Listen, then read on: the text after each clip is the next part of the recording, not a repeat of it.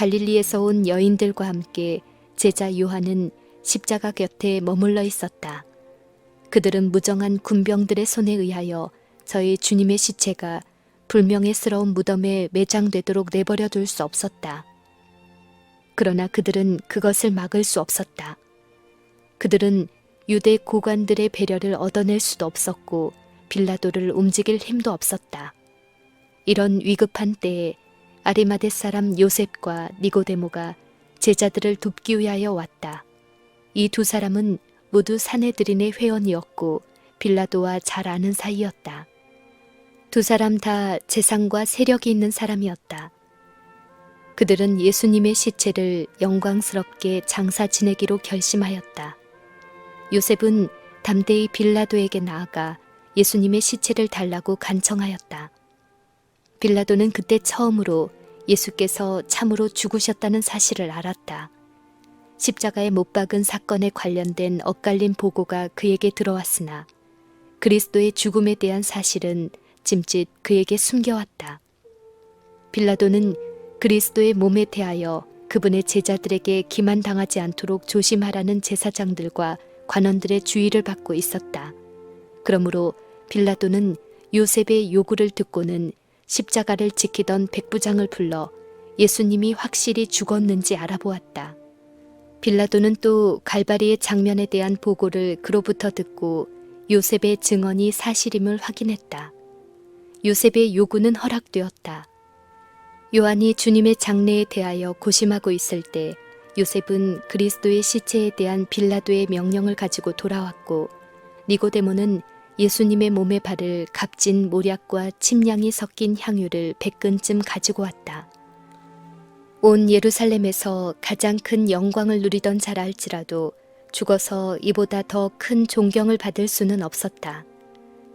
제자들은 이 부자 관원들이 저희 주님을 장사 지내는 일에 자기들보다 더 큰 관심을 나타내는 것을 보고 몹시 놀랐다. 요셉과 니고데모 어느 한 사람도 구주께서 살아계실 때에는 그분을 공공연하게 받아들이지 않았다. 그렇게 한다면 그들은 사내들인 의회에서 축출당하게 된다는 사실을 알고 사내들인 의회에서 그들의 영향력을 행사해서 예수님을 보호하게 되기를 바랬다. 한동안 그들은 성공하는 것처럼 보였으나 저희가 그리스도께 호감을 갖고 있다는 것을 안 교활한 제사장들은 그들의 계획을 꺾어버렸다. 그들이 없을 때 예수님은 선고를 받고 십자가에 못 박히게 되셨다. 이제 예수님이 돌아가셨으므로 그분에 대한 그들의 애착심을 더 이상 숨길 필요가 없었다. 제자들 자신도 예수님의 추종자라는 사실을 공공연하게 드러내기를 두려워하고 있을 때에 요셉과 니고데모는 그들을 돕기 위하여 담대히 나아왔다. 이때야말로 부자요 존경받는 이들의 도움이 크게 필요되는 때였다. 돌아가신 주님을 위하여 가난한 제자들이 할 수 없는 일을 그들은 할 수 있었으며 그들의 부와 세력이 제사장들과 관원들의 적이로부터 제자들을 잘 보호해 주었다. 예모 있고 공손한 태도로 그들은 손수 예수님의 시체를 십자가에서 내렸다. 그들은 그분의 상하고 찢어진 모습을 보고 동정의 눈물을 하염없이 흘렸다. 요셉은 바위를 잘라 만든 새 무덤을 가지고 있었다. 이것은 자신을 위하여 파두었던 것인데 갈바리에서 가까운 곳에 있었다. 이제 그는 이 무덤을 예수님을 모시기 위하여 준비했다. 니고데모가 가져온 향유를 뿌리고 그분의 시체를 세마포로 조심스럽게 쌌다. 구주께서는 무덤으로 옮겨지셨다. 그곳에서 세 제자들은 만신창이 된 수족을 싸매고 상한 손을 접어서 맥박 없는 가슴 위에 올려놓았다. 갈릴리에서 온 여인들은 생명이 없는 저희의 사랑하는 선생님을 위하여 할 수 있는 모든 일이 마쳐진 것을 보았다. 그리고 그들은 무덤 입구에 무거운 돌을 굴려다 막아놓은 것을 보았다. 그렇게 하여 구주께서는 편히 쉬시게 되었다. 이 여인들은 십자가에서 마지막으로 떠난 사람들인 동시에 그리스도의 무덤에서 마지막으로 떠난 사람들이었다. 저녁 그림자가 짙게 깔린 무렵에 막달라 마리아와 다른 마리아들은 주님의 쉬시는 처소 주위에 머물러서 그들이 사랑했던 그분의 운명을 슬퍼하며 눈물을 흘리고 있었다. 그들은 돌아가 계명을 좇아 안식일에 쉬었다.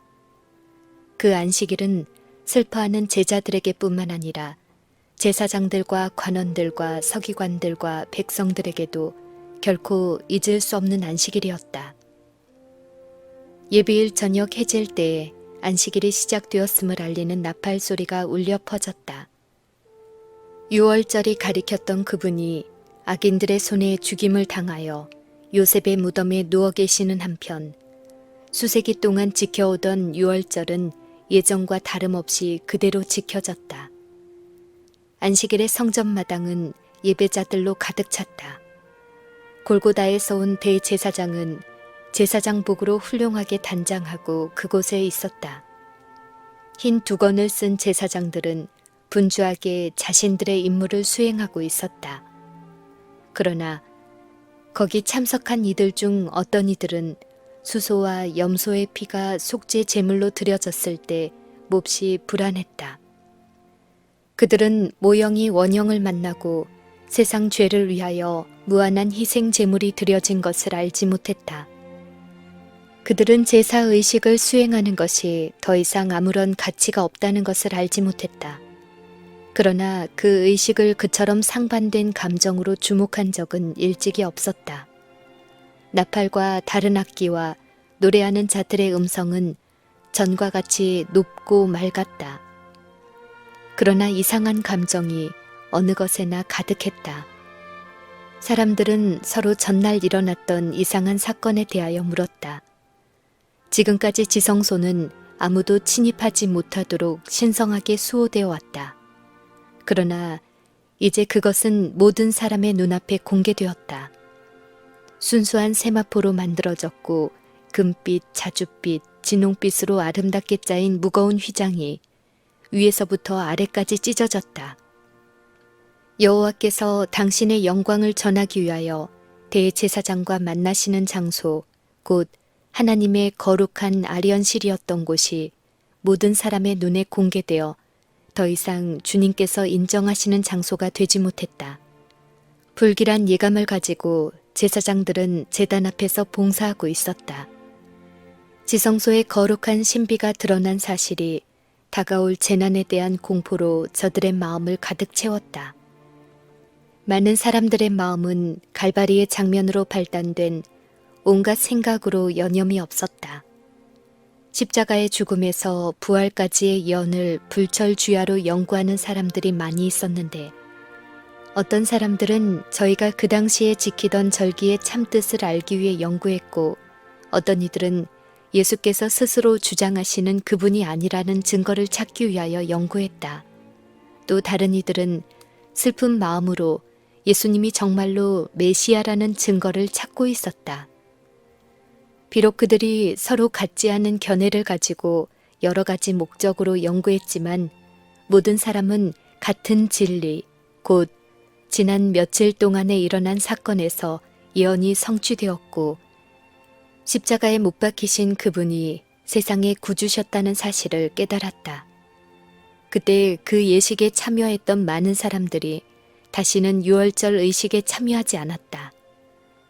심지어 제사장들 가운데서도 예수님의 참된 신분을 깨달은 자가 많았다. 그들의 예언 연구는 헛되지 않았다. 예수께서 부활하신 후에 그들은 그분을 하나님의 아들로 인정했다. 십자가에 달리신 예수님을 보았을 때 니고데모는 모세가 광야에서 뱀을 든 것 같이 인자도 들려야 하리니 이는 저를 믿는 자마다 영생을 얻게 하리 하심이니라 라고 그 밤에 감람산에 사신 그분의 말씀을 회상하였다. 그리스도께서 무덤에 누워 계시던 그 안식일에 니고데모는 깊이 생각할 기회를 가졌다. 이제 더욱 밝은 빛이 그의 심령을 비추었다. 그리고 예수께서 그에게 하신 말씀이 이제는 신비스럽지 않았다. 구주께서 살아계실 때 자기 자신이 그분과 밀접한 관계를 맺지 않으므로 큰 손실을 당했다는 것을 느꼈다. 이제 그는 갈바리의 사건을 회상하였다. 자신을 살해하는 자들을 위한 그리스도의 기도와 죽어가는 강도의 간청에 대한 그분의 대답이 학식 많은 의원의 마음을 움직이고 있었다. 다시 그는 고민 중에 계신 구주를 바라보았고 정복자의 말처럼 다 이루었다는 마지막 부르짖음을 들었다. 그는 다시 흔들리는 땅과 어두워진 하늘과 찢어진 휘장과 터진 바위들을 바라보았다. 그리하여 그의 믿음은 영원히 굳게 확립되었다. 제자들의 희망을 무너뜨린 바로 그 사건이 요셉과 니고데모에게는 예수님의 신성을 확신시켜 주었다. 그들의 공포심은 확고부동한 신앙의 용기로서 극복되었다. 그리스도께서 무덤 속에 누워 계신 그때처럼 군중들의 주목을 끈 일은 일찍이 없었다.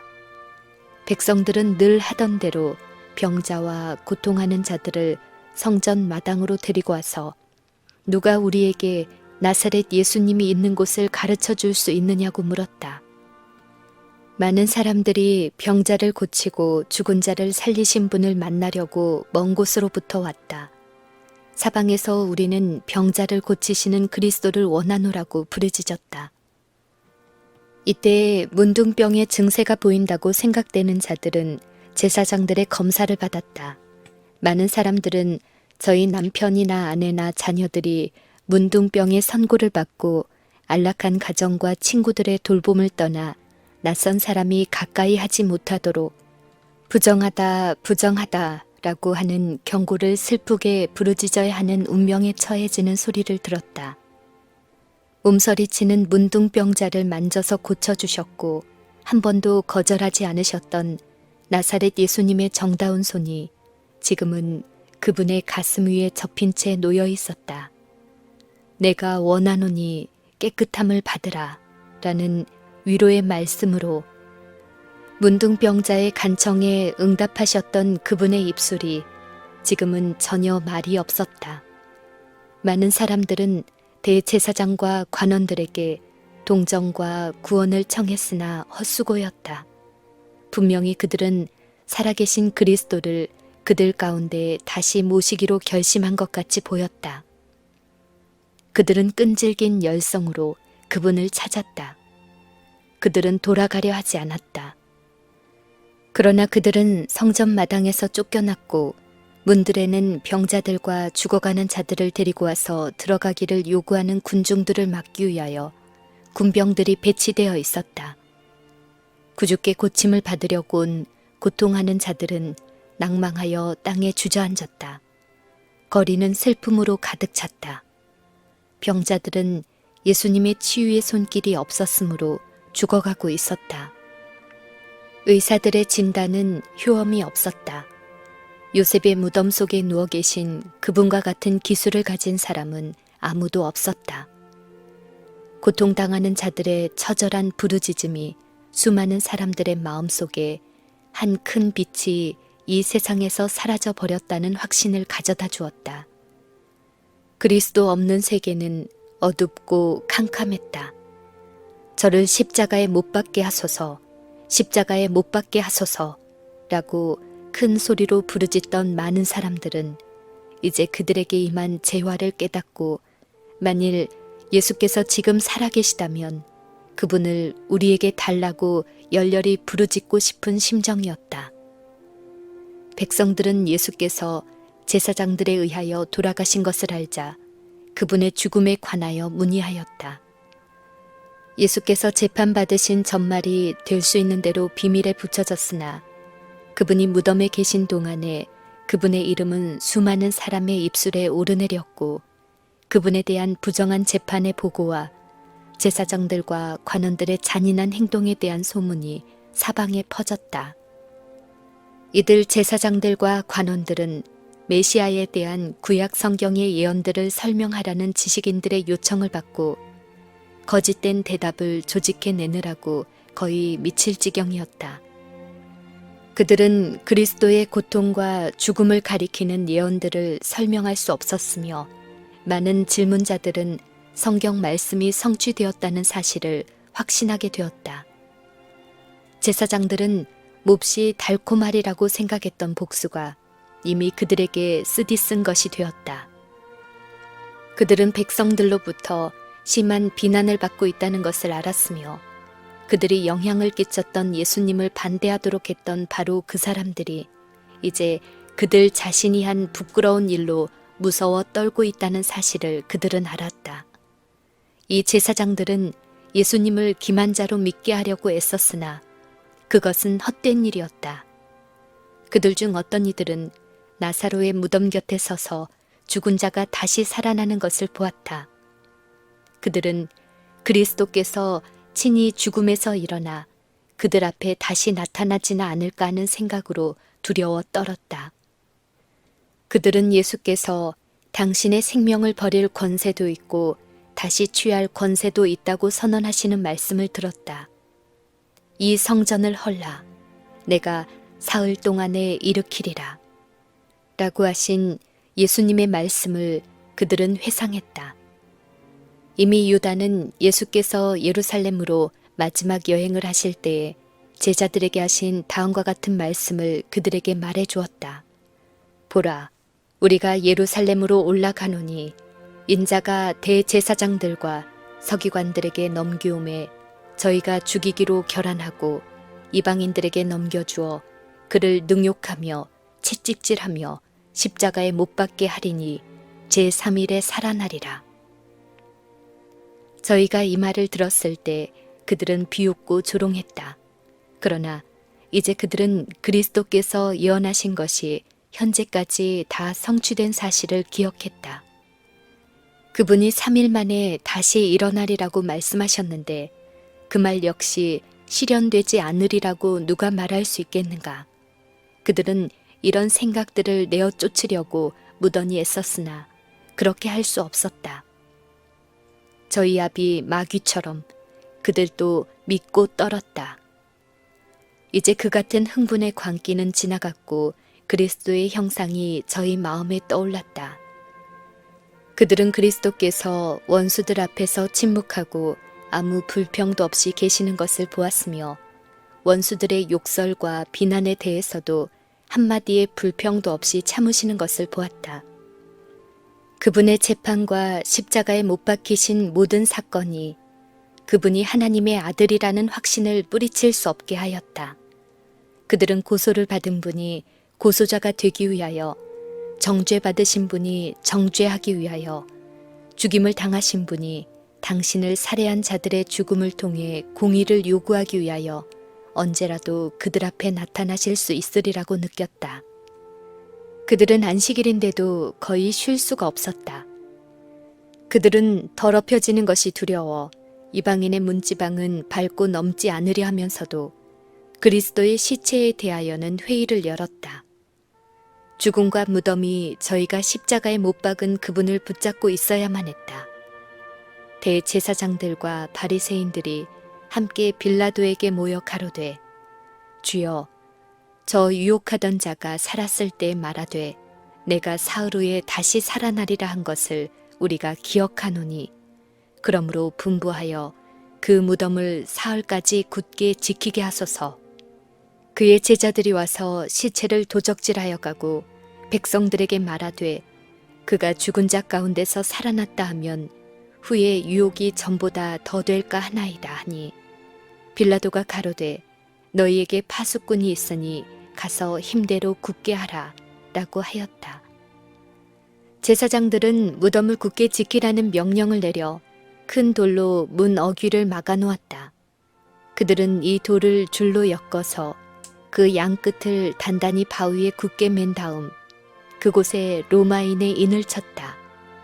그 봉인을 깨트리지 않고는 돌을 움직일 수 없었다. 100명의 군사로 이루어진 파수꾼들이 무덤 주위에 배치되어 아무도 무덤에 가까이 가지 못하도록 지켰다. 제사장들은 그리스도의 시체가 놓여진 곳을 지키기 위해 할 수 있는 모든 일을 다했다. 예수께서 무덤에 영원히 남아 있어야 되기라도 하는 것처럼 단단히 인이 쳐졌다. 그처럼 연약한 인간이 의논하고 계획을 세웠다. 이 살인자들은 저희의 노력이 헛됨을 거의 깨닫지 못했다. 그러나 하나님께서는 그들의 이러한 행동으로 영광을 받으셨다. 그리스도의 부활을 막으려고 한 그 같은 노력이 그분의 부활을 증거하는 가장 확실한 논증이 되었다. 무덤 주위에 배치된 군사의 수가 많으면 많을수록 그분이 부활하신 증거는 더욱 확실해질 것이다. 그리스도께서 죽으시기 수백 년 전에 성령께서는 시인을 통하여 다음과 같이 선언하셨다. 어찌하여 열방이 분노하며 민족들이 허사를 경영하는고, 세상의 군왕들이 나서며 관원들이 서로 꾀하여 여호와와 그 기름받은 자를 대적하며 하늘에 계신 자가 웃으시며 주께서 저희를 비웃으시리로다. 로마인의 파수꾼들과 그들의 무기는 생명의 주님을 무덤 속에 가두어 두기에는 무력하였다. 예수께서 노임을 받으실 시간이 가까워지고 있었다.